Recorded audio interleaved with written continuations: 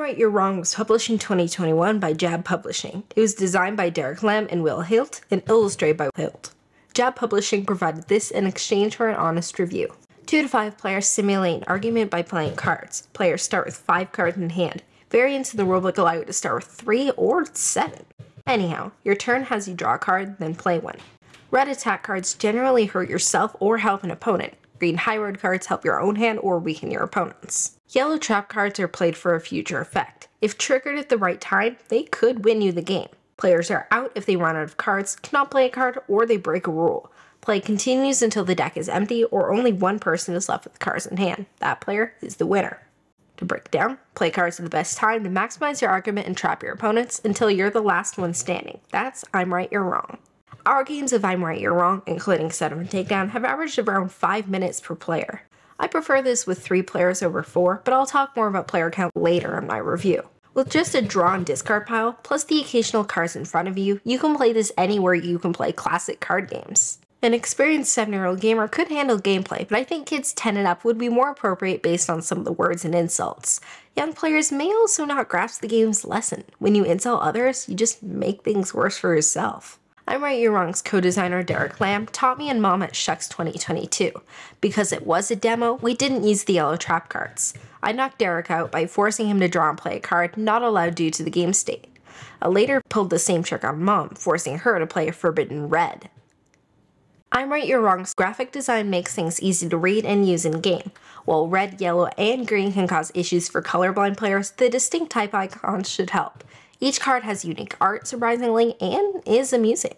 The thorough rulebook makes the game easy to learn and provides a handful of examples, an FAQ, and explanations of every card. There's also a QR code that links to a video if you prefer learning that way. The box isn't large, but you can just travel with the cards in your purse, bag, or pocket. The rules are simple enough to teach just about anyone. With that said, the rules, exceptions, and terms might make playing with non-English people difficult.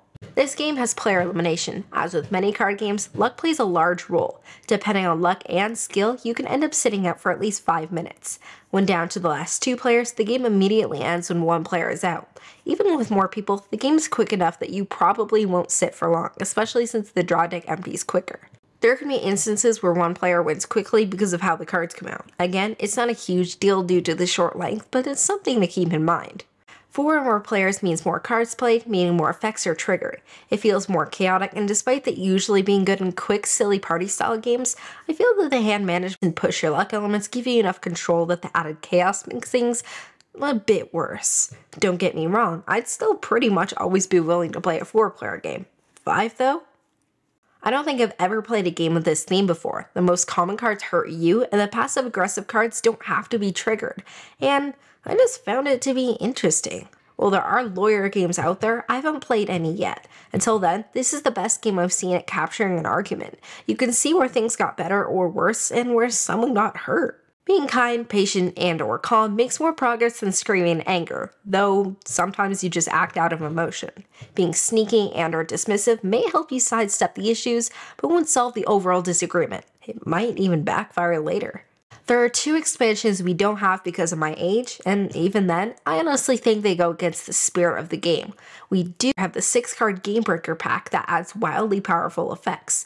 When we use this expansion, we use all the cards, but the rules say you can pick and choose if you prefer. Maybe I'll do that one day, but I don't have strong feelings about this pack one way or another. If we use it, cool. If we don't, it's not a big loss. I'm Right, You're Wrong is a quick card game of surviving long enough to win an argument. Many games this short and approachable tend to have themes that are silly or lighthearted if they have a theme at all, while still presented in a lighthearted way. The theme here is quite thoughtful. Good behavior serves you better in the long run. I'll be a teenager soon after this review goes live. Everyone knows that teens can have a lot of drama. We tend to be emotional, and we can be pretty toxic. This game acknowledges that we will sometimes hold grudges or long-term issues, but we don't have to bring them back up. We can be harsh. But if we're just on the attack, we'll probably be the first to lose. Regardless of your age, we should remember to be mindful of ourselves and reflect when possible and make up for behavior when we're not at our best. Don't believe me? Then just remember these 4 words. I'm right, you're wrong.